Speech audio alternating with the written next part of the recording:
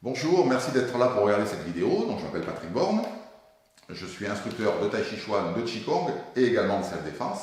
Et nous sommes là aujourd'hui avec Jean-Luc pour vous démontrer quelques pratiques de self-défense et notamment ce qui pourrait se passer, ce que vous pourriez faire pour dégager sur une saisie de poignet. Alors, sur une saisie de poignet, voilà, Jean-Luc va prendre mon poignet. L'attitude naturelle que l'on pourrait avoir, ça serait d'essayer de se dégager, voilà, tirer. Mais en faisant ça, s'il est très fort au niveau du poignet, en fait, ça va simplement lui donner envie de venir encore plus vers moi. Donc, on va essayer de sortir de cette attitude naturelle. Ce qu'on va faire dans ce mouvement, dans cette pratique-là, c'est que je vais carrément lui laisser utiliser mon poignet. Voilà, il a fait sa saisie. Moi, je vais par contre venir sur son coude, ici, avec la paume de la main. Je vais venir sur le coude. Avec l'idée pas simplement de poser la main sur le coude pour essayer de faire une clé, je vais venir carrément frapper. Donc je vais venir frapper un peu plus haut pour ne pas frapper sur le coude parce que ça va lui faire mal. C'est juste pour vous montrer. Voilà, ça va venir. Et l'idée, là je suis allé doucement, mais l'idée c'est vraiment d'aller très fort, voilà, pour vraiment choquer son coude parce que ma main droite, elle, va venir sur la gauche. Et donc, une frappe ici suffisamment forte, la main gauche vient d'ici et ça peut dégager. Si la saisie n'est pas suffisamment forte, voilà, si sa saisie est relativement légère, ça va suffire pour dégager. Et après, évidemment, je peux contre-attaquer, bien évidemment. Si par contre, la saisie est forte, je vais venir ici, voilà. Donc là, vous voyez, ça part. Je vais juste faire ici, là, ça va venir de ce côté, et donc il va y avoir un effet cisaille qui va faire que son articulation va être en pression. Et là, il devrait normalement me lâcher beaucoup plus facilement. Voilà, je vais venir autour du poignet, et là, je vais pouvoir continuer, faire autre chose. Peut-être l'amener au sol. Voilà, l'amener au sol. Ou simplement continuer ma clé et l'emmener jusqu'en bas. Vous pourriez imaginer d'autres choses pour contre-attaquer. Mais surtout, ce que je voulais vous montrer, c'était ici, voilà, ça.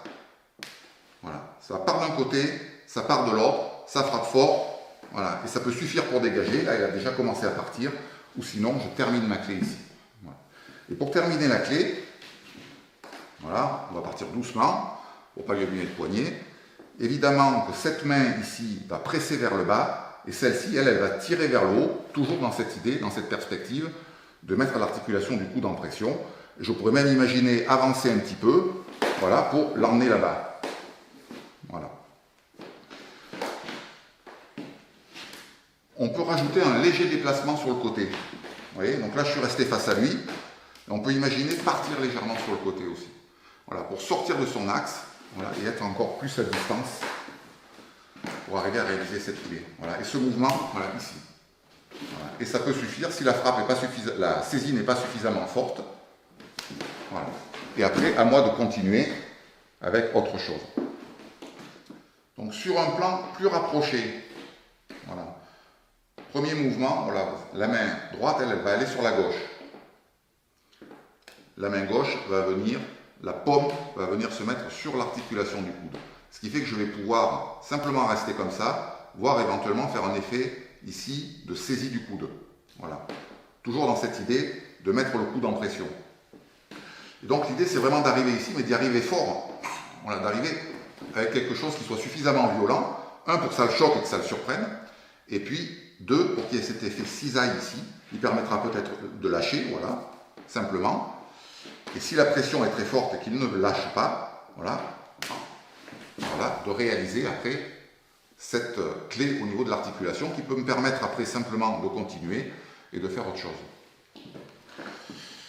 Ce que je ne peux pas montrer, parce que ça serait vraiment dangereux pour son coude et ça pourrait faire très mal, effectivement, c'est ce mouvement ici.